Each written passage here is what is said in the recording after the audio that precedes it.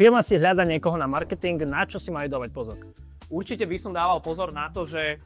jasne si definovať, či chce interného človeka, freelancera alebo agentúru, aby tá firma bola pripravená následne na predanie tej agendy, čiže mať tie procesy na to nastavené, vyberať viacej agentúr, čiže porovnávať viacej cenových ponúk, ale pozor, porovnávať to isté, nie rozdielne zadania, mať jasne definované ciele, predstavy, cieľové skupiny, poskytnúť agentúre všetky informácie, dať si dostatočný čas aj na ten výber, lebo netrvá to týždeň, veľa klientov chce, že chcem takúto spoluprácu, koľko to stojí a očakávajú hneď odpovede, ako keď sa predajú nejaké penisky. A tak to funguje, čiže dať si na to dostatok času, pozerať KPI z tých agentúr typu, koľko majú ľudí, koľko sú na trhu, ako sú stabilní, aké majú portfólio, či majú nejaké možno ocenenia, certifikáty.